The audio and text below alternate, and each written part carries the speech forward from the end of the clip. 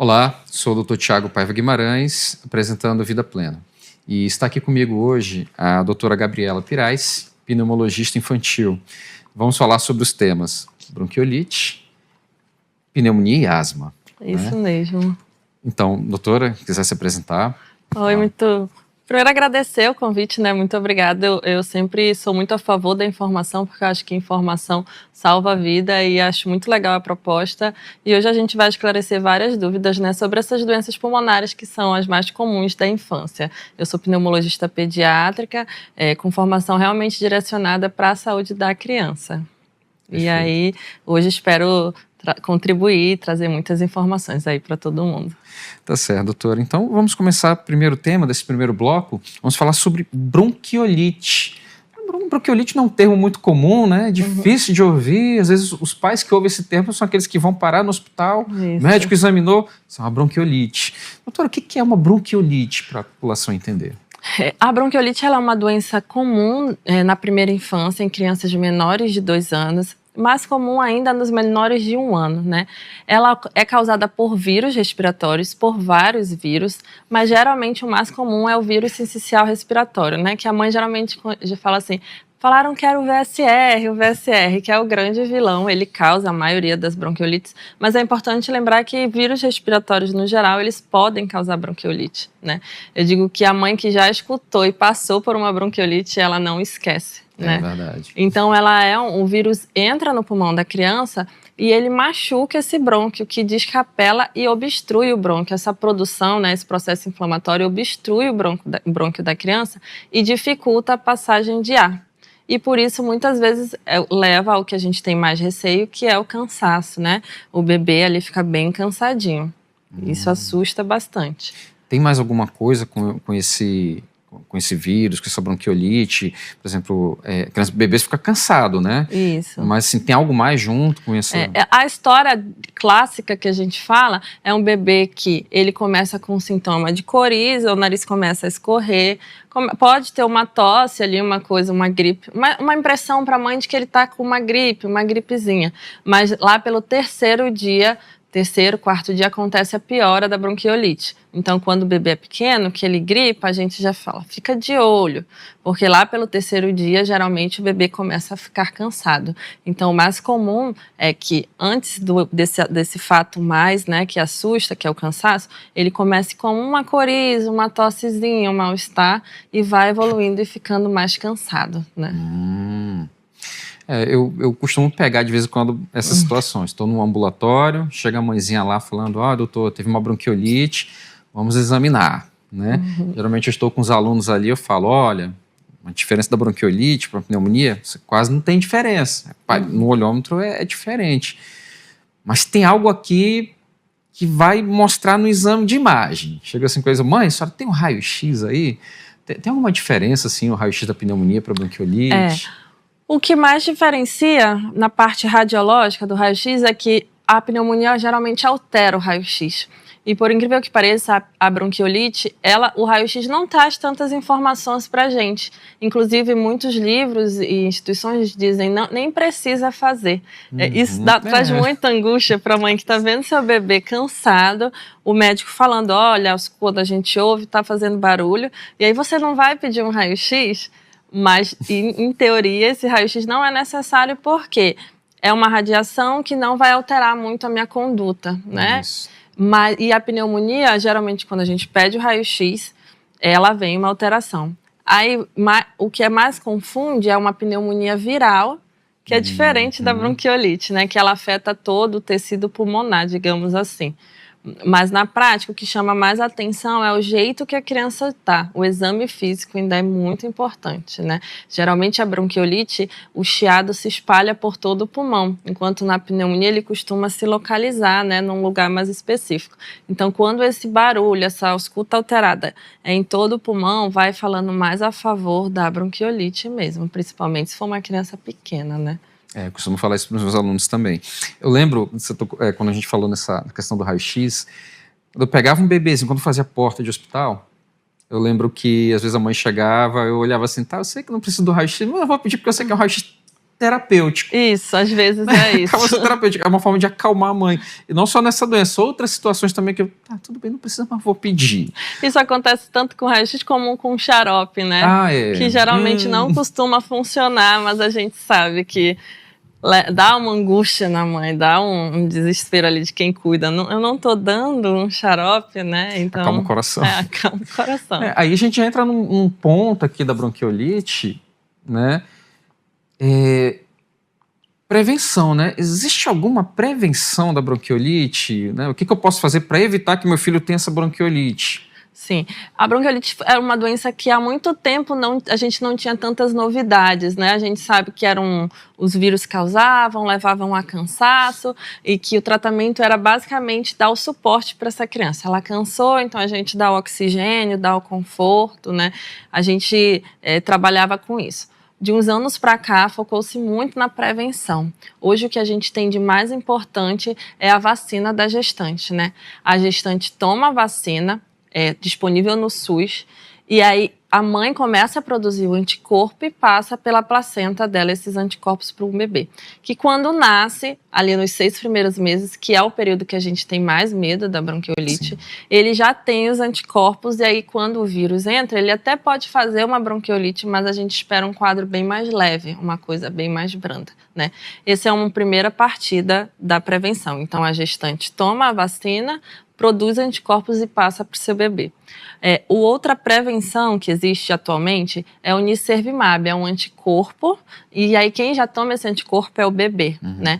Por que não é uma vacina? A vacina estimula a gente a produzir anticorpo, mas nesse primeiro período eu preciso dar logo uma imunidade para esse bebê, então por isso eu já dou logo o anticorpo pronto, que é o nicervimab. É disponível hoje no SUS e planos de saúde também devem dispor para o paciente, mas somente para prematuros.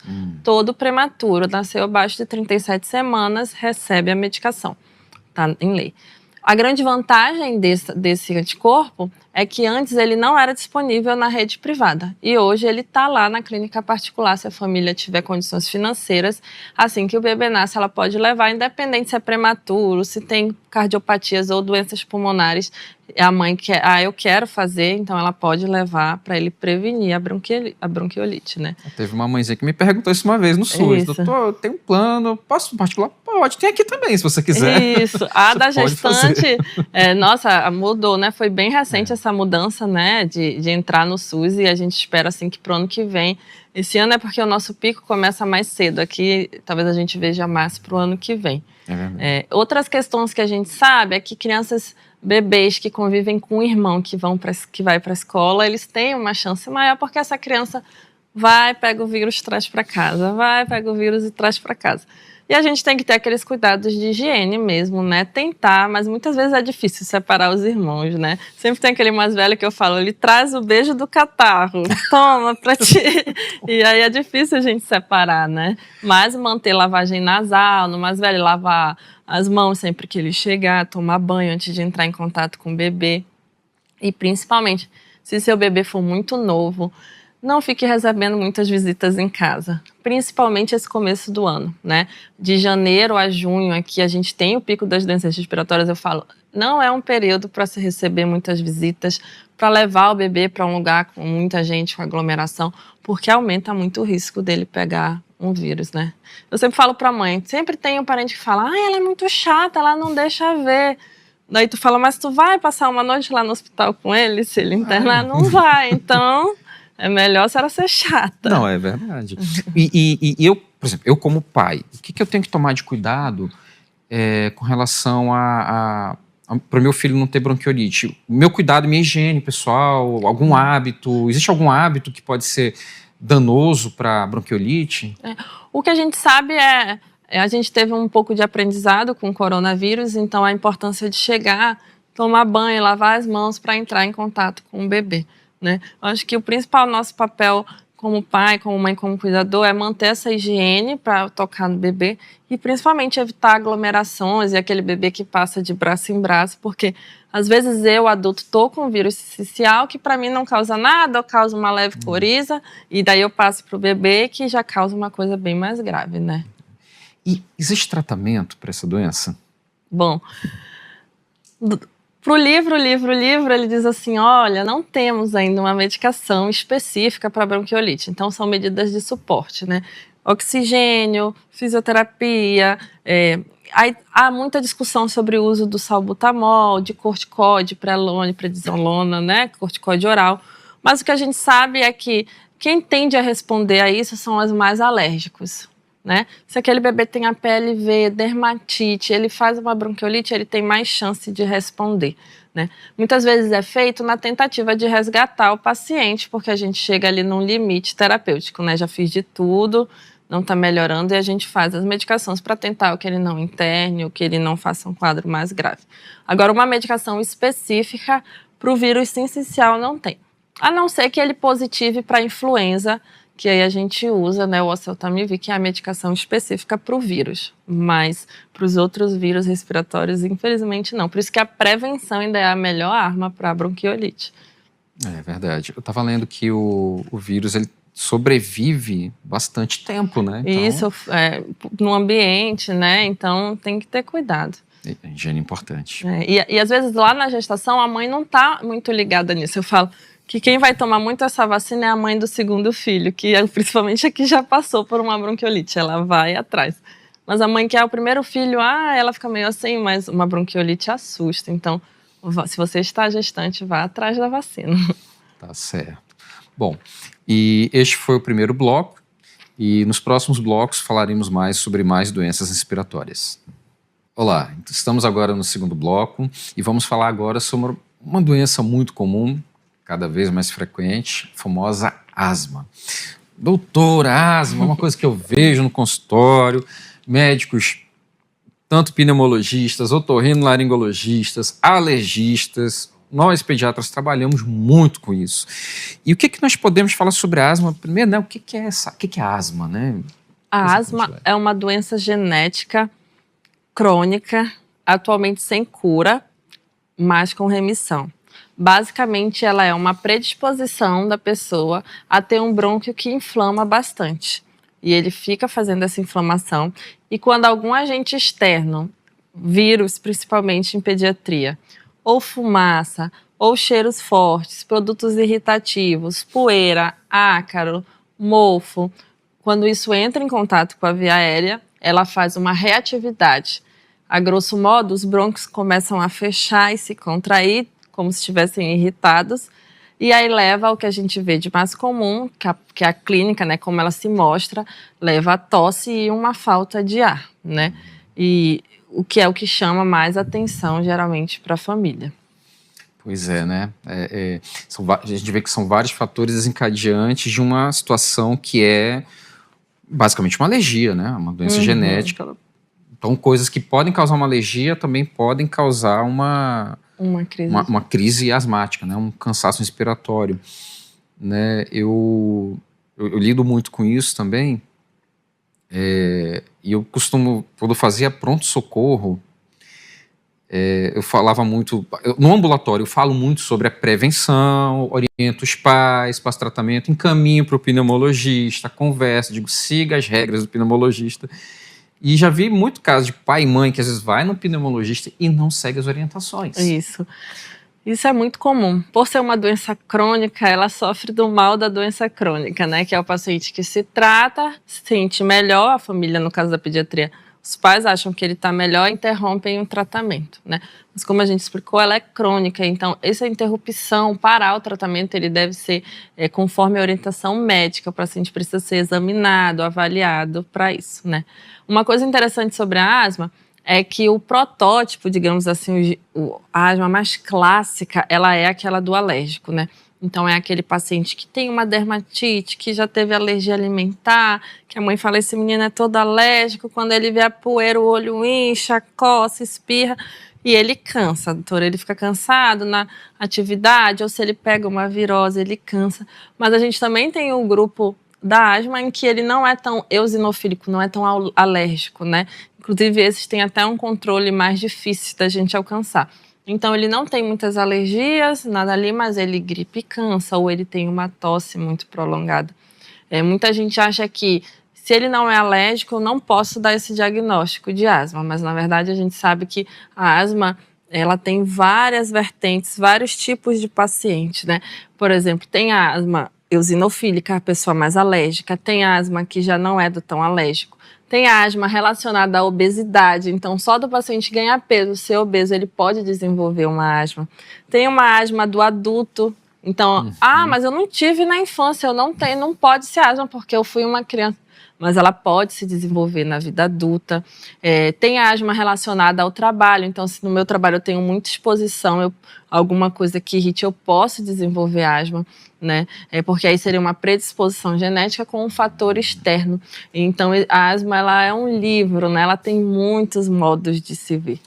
Era isso que eu queria perguntar. Só falo bem aqui agora uma pessoa que desenvolveu na fase adulta, né? Então, quer dizer, há uma predisposição, isso, né? Então, eu preciso de um gatilho, seria isso? Isso, uma irritação constante que geralmente pode levar a crise de chiado. Mas aí sempre uma predisposição genética a isso acontecer, né? Lembrando que ela não eu não passo, né? Muita mãe fala assim, esse meu filho pegou do mais velho. Na verdade é porque como é filho já da mesma mãe, do mesmo pai, é genético, vai. Genético. E outra coisa interessante, quando a mãe tem asma, é maior a chance do filho ter asma. O pai ou a mãe, mas quando é a mãe, é mais forte a influência genética. É um dos critérios maiores, né? Isso mudou, né? Recente chamar a atenção. Ele fortifica o meu diagnóstico, né? Se eu tenho uma mãe ou um pai com asma. Mas a mãe é mais importante. Eu vi muito isso depois da pandemia. Pessoas que pegaram Covid e começaram a desenvolver asma. Eu estou indo no pneumologista. Ele afirmou que eu tenho asma, mas eu nunca tive. Pois deixa eu explicar. Aí é porque o vírus também faz uma lesão que pode deixar esse pulmão mais reativo, né?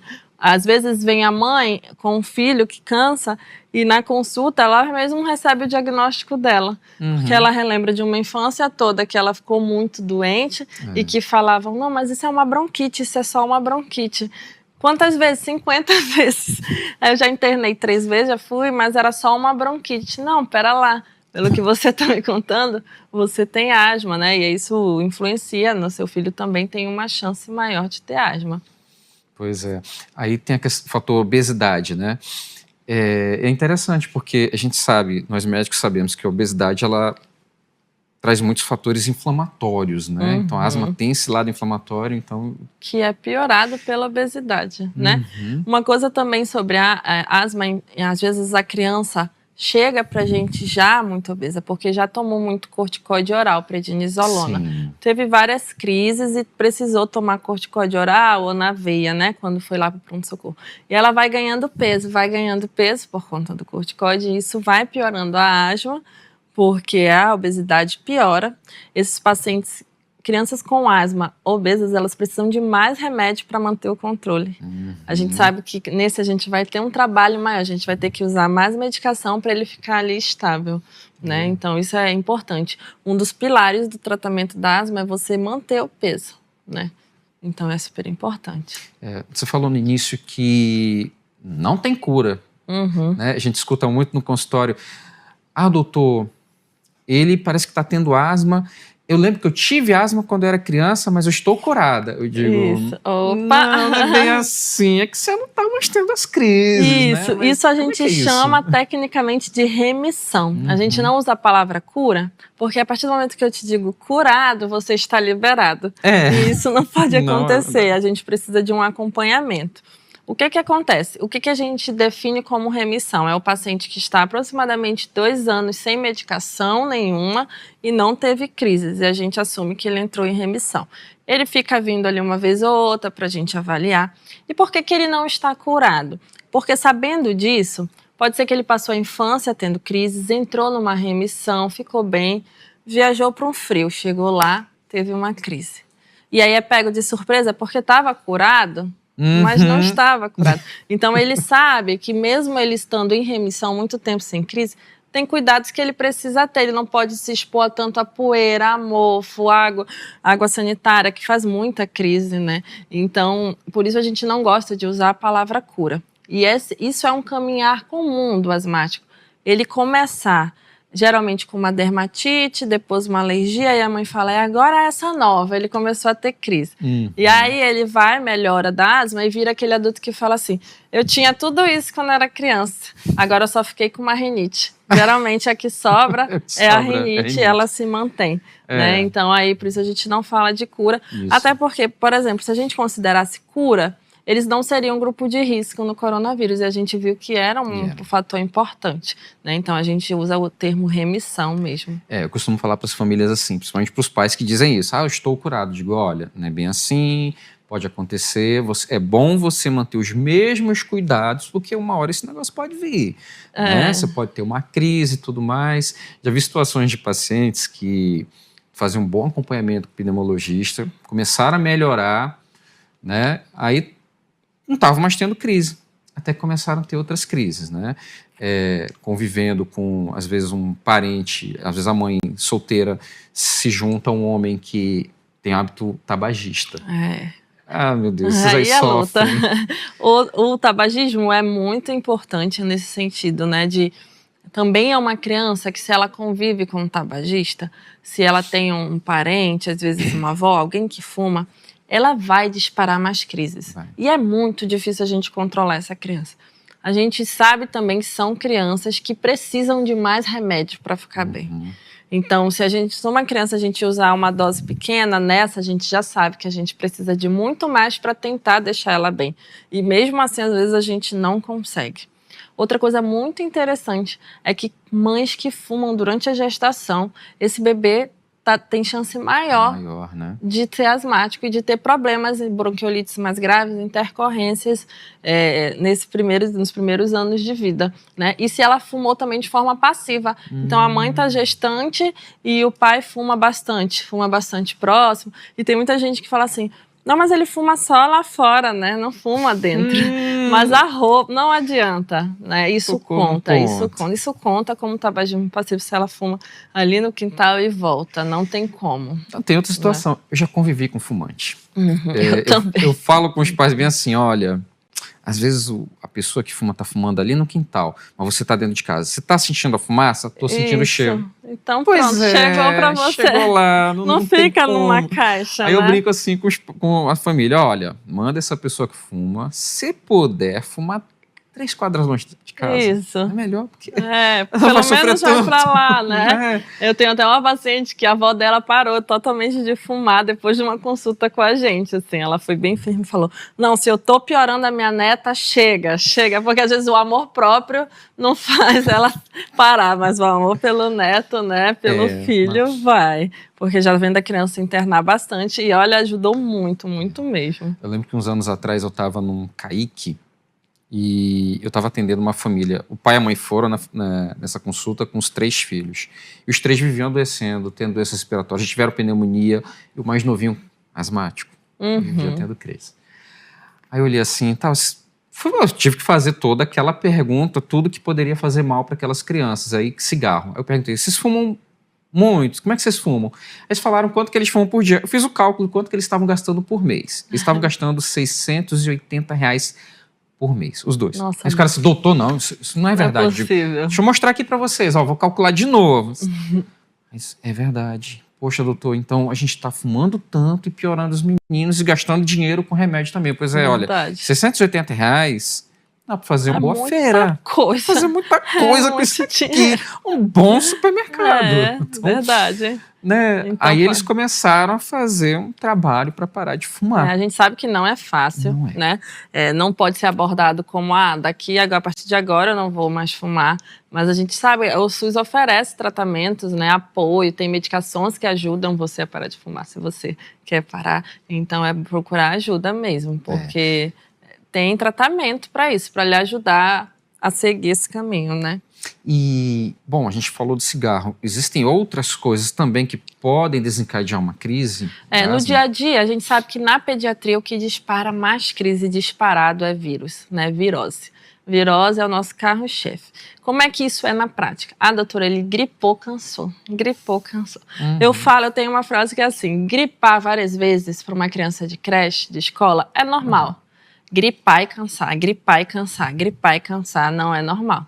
Gripar e falarem o peito dele tá chiando, sibilando, tá fazendo barulho, tá cansado. Isso não é normal, né? Isso ser de repetição. Então, os vírus são os carros-chefes. Aí muita gente confunde, porque ele teve febre, então não é asma. Não, pera lá, ele teve uma virose que começa com febre, uma coriza e dispara a crise de asma, né? O pulmão fala, opa, não estamos legal, vamos disparar. E ele dispara uma crise.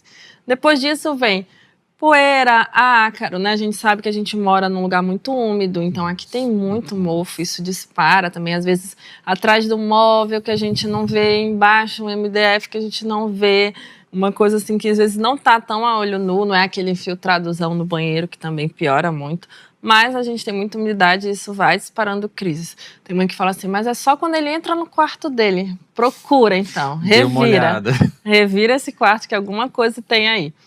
De cheiros fortes, né? Cheiro de água sanitária, cheiro de produto de limpeza, se eu usar muito exagerado, fumaça de cigarro, fumaça de queimar lixo, de fogueira, dessas coisas. Essas medicações que são muito cheirosas, né? Que às vezes a mãe passa ali, para abrir a respiração dele, mas a gente sabe que isso dispara a crise. Não é pro asmático, não é. Não é. Se você tem a sensação de que passe, ele botou para tossir, não é para ele. Não é muito forte muito aquele perigoso. cheiro, né? Inclusive, eu vou contar uma experiência minha de pronto-socorro, né?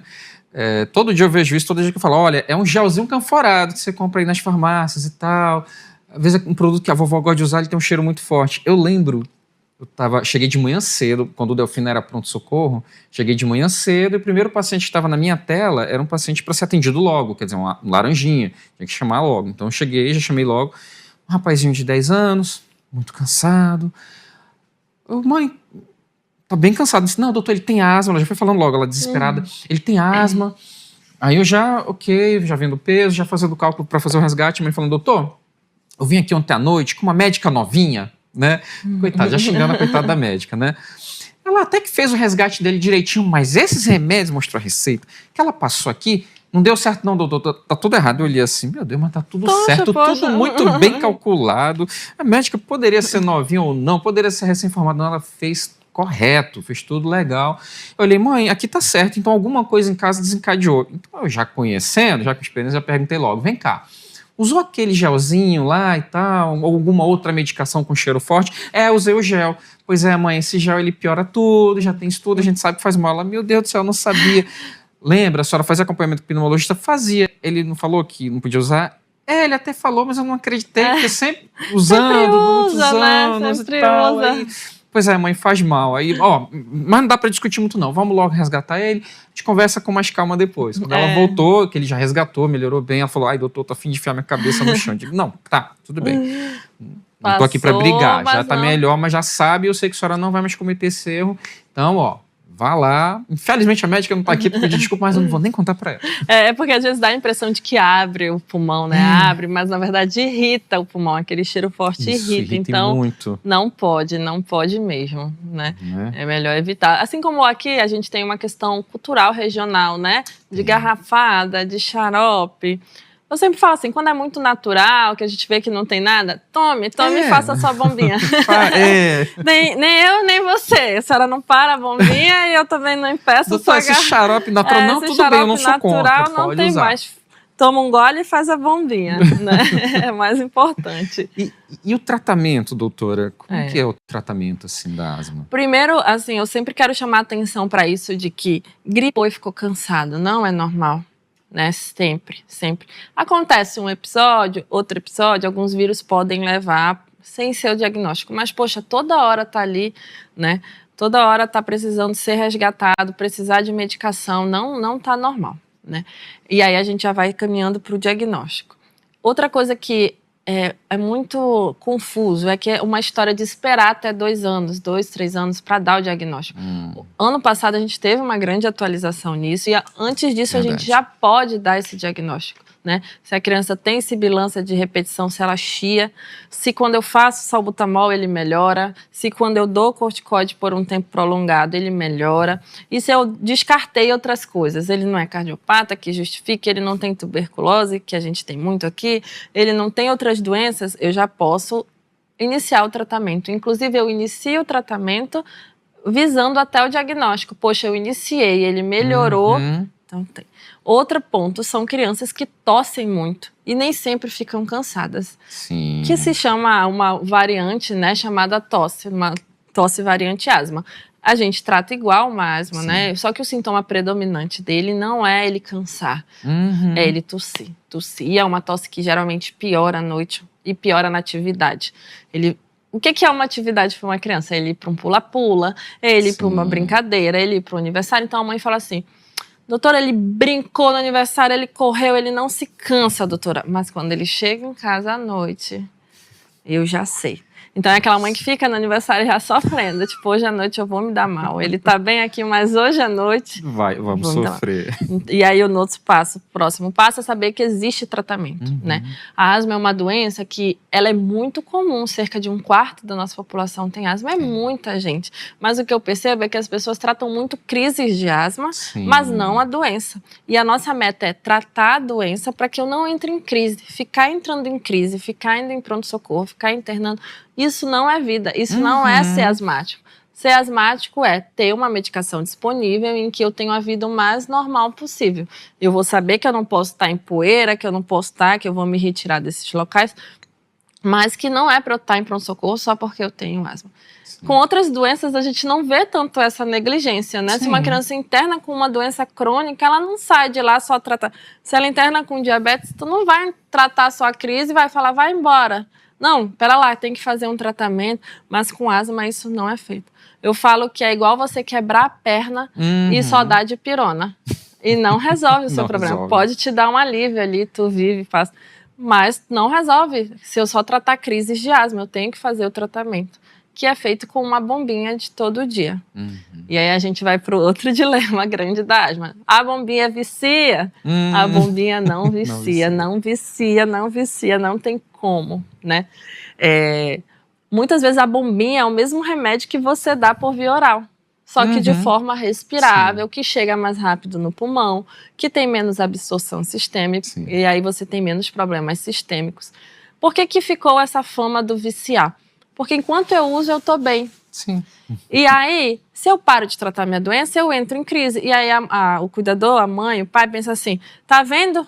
Viciado, parou, já ficou mal, já quer de novo. Não, ele tem uma doença que precisa. Ninguém fala que o hipertenso é viciado no remédio de pressão. Né? Ou que o diabético é viciado nesse remédio de diabetes. Mas para asma se fala, acho que por ser respirável, passa essa impressão. Mas é só uma forma de entregar, né, melhor o remédio. Então, existe tratamento, é disponível de forma gratuita, inclusive. Tem na UBS, tem programas de farmácia popular. A gente só precisa procurar ajuda e entender que a asma não tem que ser uma doença de pronto-socorro. Ela tem que ser uma doença de consultório e que eu tenho que evitar ir para o pronto-socorro, assim, com o meu tratamento, né? A nossa meta é que a mãe fale assim, não, agora ele vive normal, ele brinca, ele corre, ele faz tudo. Depois do tratamento, doutora, ele faz tudo. Porque são crianças muito criadas em bolha, né? Ele teve uma crise, a mãe fecha a bolha. Não, esse aqui ele não corre, ele não pode fazer mais nada, eu não deixo. Ele não toma picolé gelado, ele não faz mais nada, doutora. Não vive. Aí a gente fica assim, mas ele tá perdendo a infância, né? Não volta, a infância não volta. Então tem que procurar o tratamento. Tem que procurar, tá certo. Bom, e este foi o segundo bloco. No próximo bloco falaremos mais sobre doenças respiratórias e vamos falar sobre um tema muito importante, ainda muito frequente no Brasil, que são as pneumonias. Estamos retornando agora para o último bloco do Vida Plena e agora vamos falar com a doutora Gabriela Piraisse sobre pneumonias, né? Ainda muito frequente no Brasil. Um grande medo, né? Um grande medo. De vez em quando a gente tem um pacientes internado nos hospitais, nos pronto-socorros com pneumonia. Doutora, vamos falar sobre isso. Vamos falar dela. O que é pneumonia? Quais agentes causadores ou o agente causador? O que é a pneumonia, doutora? A pneumonia é quando eu tenho uma fragilidade do meu pulmão e uma bactéria ou vírus consegue entrar, né, e fazer uma infecção ali naquela área do pulmão. Né? E aí, durante aquele momento, aquele pulmão para ali um pouquinho de funcionar, de trocar, fazer a troca de gases de forma correta. Então, basicamente, é uma doença infecciosa do pulmão. Ela pode ser causada por vírus e por bactérias, né? A gente costuma ter muito medo da pneumonia bacteriana mas a pneumonia viral também causa casos graves, né?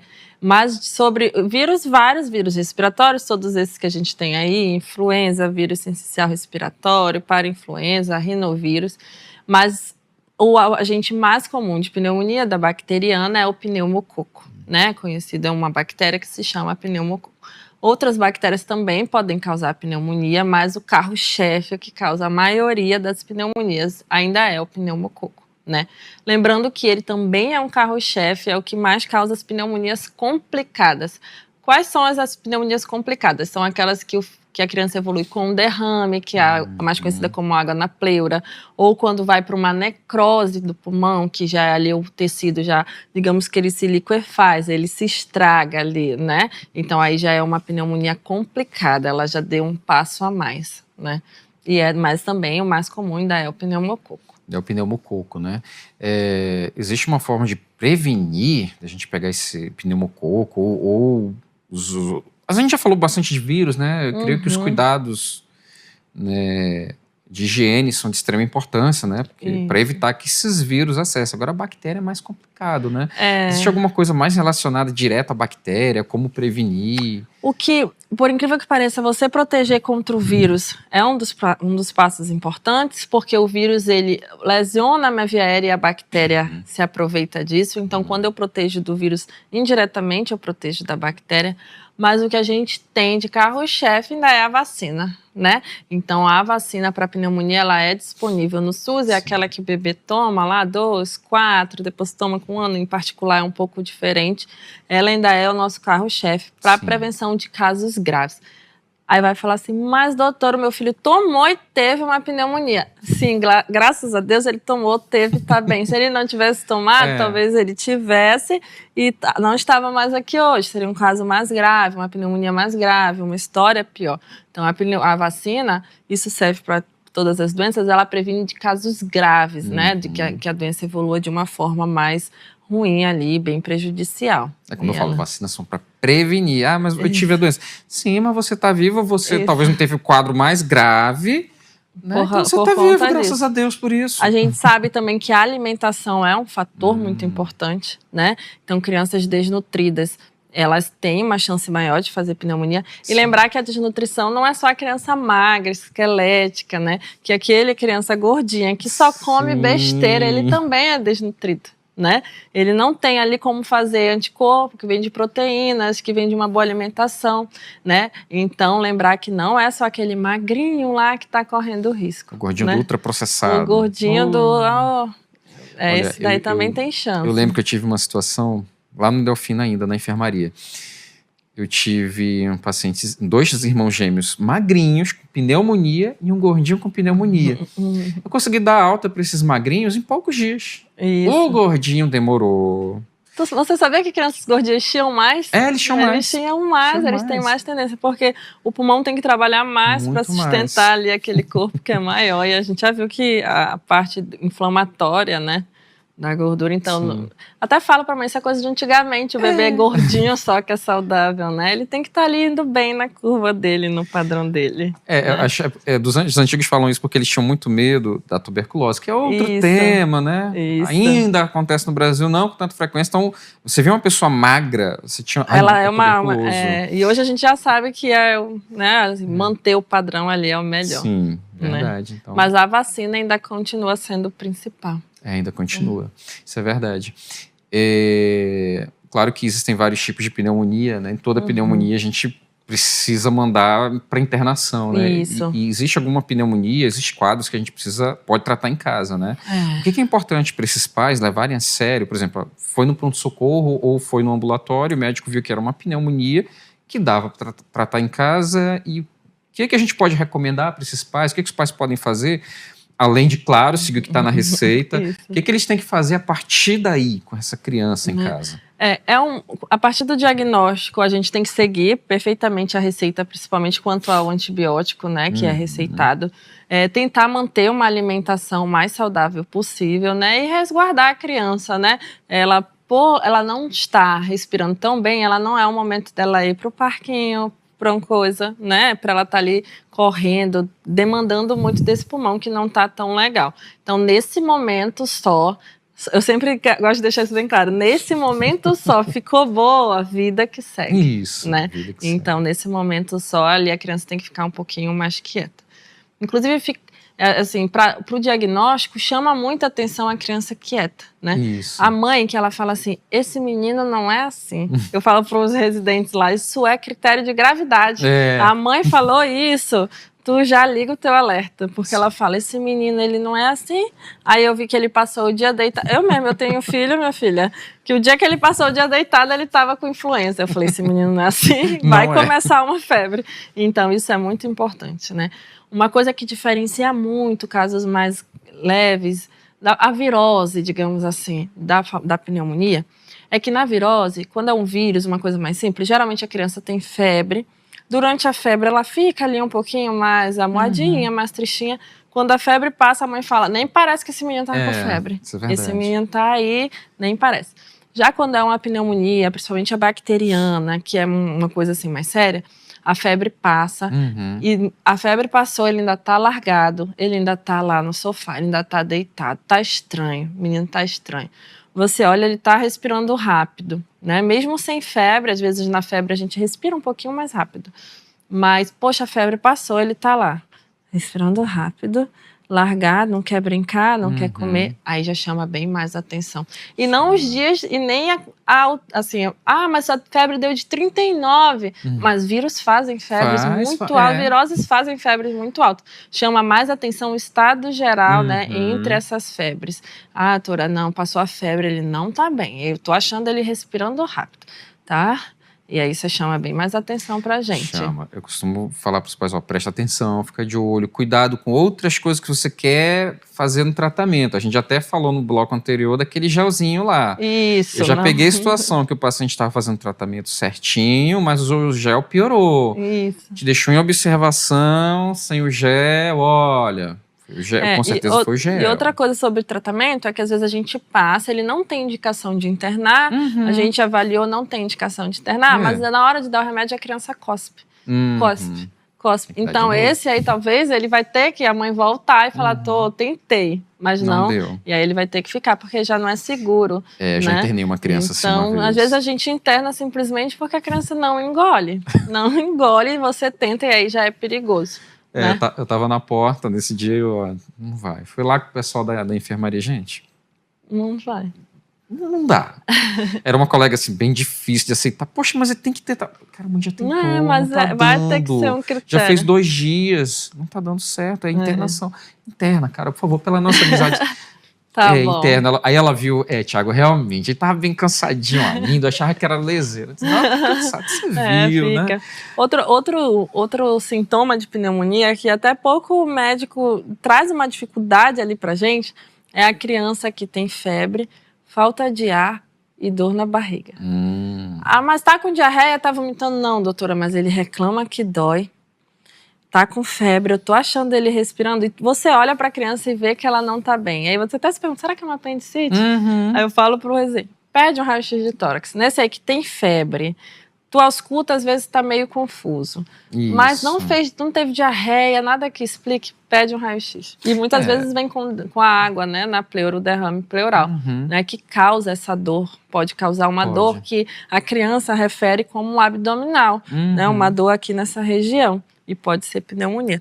Mas toda dor abdominal, não, pera lá, tem que ter febre, falta de ar, queda do estado geral, né, tudo isso. Você lembrou de uma situação que quando eu era interno, estava no 28 de agosto aí, chegou uma moça, aí já saiu da nossa área da pediatria, que ela estava com muita dor e parecia uma apendicite mesmo. Aí foi feito ultrassom, até o médico foi chateado, assim, não é nada, não pode ser. O que pode ser? Será que o ultrassom deu normal? E o ultrassonografista que tá lá e não erra? O cara é muito bom e tal. Pediu raio-x e veio derramar. Ele é uma dor abdominal, né? Nesses casos, geralmente, a criança tem uma febre mais prolongada. Outra coisa, a virose geralmente dá uma febre ali de 3 dias. 3 para 4 ainda pode dar. Passou disso, já não tá estranho. Aí é a criança que precisa realmente ser avaliada, né? Não é o primeiro pico muito alto que vai levar a isso. Outra coisa que acho sempre importante falar sobre pneumonia é que o princípio da pneumonia não existe. Não existe, eu falo isso muito. Não existe princípio de diarreia. Ou Mas sai só a princípio diarreia, de pneumonia não sai. existe. Ou você ou tá ou não você não está. E às vezes, numa forma de amenizar, para a mãe não ficar tão preocupada, a gente solta um princípio de pneumonia. E isso, na verdade, eu falo, vocês criam uma mãe ansiosa, porque na próxima ela vai querer um raio-x. Porque na outra vez ele estava só com o princípio, e será que agora ele não está? Então não existe, ou ele está com pneumonia, ou ela pode ser leve, ela pode ser pequena, ela pode ser, mas só um princípio não, né? Que aí fica uma coisa meio ali... Eu costumo falar assim, quando o que eu já vi, né, minha prática de pronto-socorro, quando eu fazia pronto-socorro, que às vezes o médico falava, não, é só princípio de pneumonia. A criança dava uma leve melhorada, no meio do tratamento, a mãe... só o princípio melhorou, parou, chega, vou parar. Ele passou por 7 dias. Para aqui no quarto, tá bom, chega de... Aí o menino piora, vai parar no pronto-socorro, tudo de novo, pronto, cansou, digo... Agora terminou o seu princípio, né? Outra coisa que recentemente surgiu muito o termo pneumonia silenciosa. Pneumonia silenciosa, que pra gente também não existe. Sim. Isso é muito... remete à pneumonia atípica, que é causada por germes, outros que não são aquele pneumococo, que causam um tipo de pneumonia que tem outros sintomas mais importantes. E daí eu falo pra mãe... Ela fala, mãe, doutor, ele estava com uma pneumonia silenciosa. Aí eu falei, mas por que tu levou ele ao médico? Ele deu febre, tossiu. Eu falei, e onde é que isso é silencioso? Não é. Não é silencioso, ele tá te dizendo. Os primeiros sinais porque ali, quando a gente fala pneumonia silenciosa, a impressão que a mãe tem é que a todo momento a criança pode estar com uma pneumonia e ela não está vendo porque é da silenciosa. Eu falo, não existe, ela vai te dizer. Nem que seja com uma tosse, nem que seja com mal-estar, uma febre. Ela está. Quando você diz silenciosa e me conta que ele tossiu muito, que ele ficou cansado, que ele estava largado, isso não foi silencioso. Não foi. Isso foi bem barulhento, né? Sintomas estão claros ali. Estão aí. Estão espirrando na sua cara. Isso, é o mais importante. Eu nunca gostei de amenizar o termo, mesmo mediante uma pneumonia leve. Olha, assim, isso é uma pneumonia, mãe, assim, leve, não preciso internar, a gente pode fazer esse tratamento em casa, mas é o seguinte... Cuide disso, afaste isso e faça esse tratamento religiosamente. Porque senão essa criança vai piorar e vamos ter que internar. Se ela quer isso, tem que assustar. Quando a gente deixa muito brando, realmente a gente dá uma margem, né, para afrouxar ali o tratamento, que não é o que a gente quer. Não, eu fico mais feliz quando eu peço para voltar comigo 2 dias depois e a mãe vem. Ela vem, doutor, tá aqui, melhorou, ótimo. Estamos bem. Né? Vamos Uma coisa interessante sobre pneumonia é que quando a gente atende, às vezes, no consultório, lá no posto, eu não necessariamente tenho que ter o raio-x para dar o diagnóstico. Se eu achei muito claro o que a mãe falou, quando eu examinei, a ausculta estava muito sugestiva, o quadro clínico, eu não preciso que ele vá fazer um raio-x. O médico fala assim, olha, pelo que eu avaliei tudo, somando tudo, é pneumonia, eu vou tratar. E a mãe fala, mas vai tratar sem o raio-x? Vai, porque é isso que a gente... Mas ambiente ambulatório que a gente nem tem o raio-x ali. E aí você, imagina, aí você vai fazer um raio-x, vai marcar. Acabou pra você, se você for pela coisa. Então, não precisa, sinta segura que um exame físico e uma história consegue dar bem o diagnóstico. Já diziam nossos professores, a clínica soberana. Claro que se você tem ali fácil... Claro. Mas é só para desmistificar isso que eu preciso ter, né? O raio-x. Olha, e eu lembro disso, meus professores de radiologia falando, nem sempre vai precisar do raio-x. Avalie isso. Radiologia, pessoal, olha aí, pai, mamãe, às vezes aquele médico não quer pedir, porque às vezes não precisa, né? Eu já pedi algumas situações que eu vi que os pais estavam tão tensos, tão nervosos. Eu sei, é terapêutico, como eu falei no primeiro bloco. É terapêutico, eu vou pedir, vamos ver o que vai dar. E a receita continua a mesma. Vai continuar a mesma, vai descer do mesmo jeito. É porque jeito. radiação. Raio-X não é uma coisa que não traz mal. Traz mal se a gente ficar fazendo muito. Isso. Né? Claro que uma vez ou outra, mas se essa criança vai toda hora, olha, o asmático sofre muito com isso, faz muito raio-x. Muito, né? muito. Asmáticos, dentistas, isso, verdade. radiologistas, técnicos de radiologia, né? Verdade. Tá bom.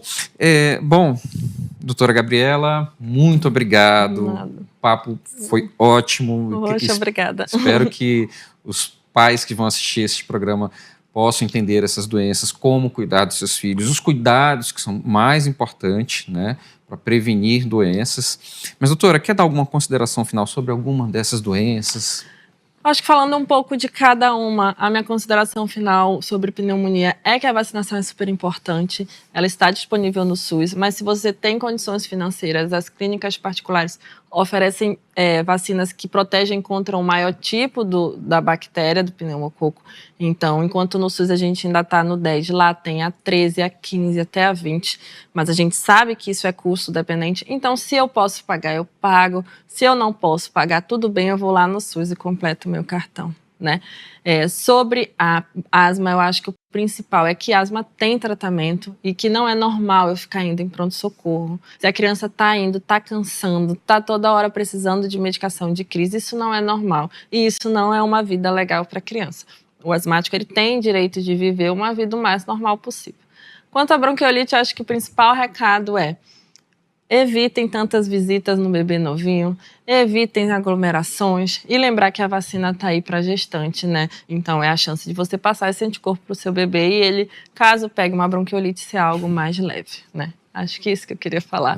E lembrar que a gente está aí, eu atendo na clínica Pé de Moleque, uma clínica com especialistas da pediatria, caso precisem, se vocês se identificaram com alguma dessas histórias de repetição, né? E também existe pneumologista no Sistema Único de Saúde, é só solicitar um encaminhamento, né? Conversar se o pediatra acha que se encaixa, né? Para ser encaminhado para um especialista, porque muitas coisas podem ser e são muito bem resolvidas pelo pediatra, né? Para a gente vai uma porcentagem ali que engatou mais, que uma coisa não está indo tão bem. Então, para saber que existe aí a especialidade que ajuda nessas doenças respiratórias da infância. Tá certo, doutora, muito obrigado. Mais uma vez, obrigado. Eu que agradeço. E esse foi o Vida Plena. Até a próxima.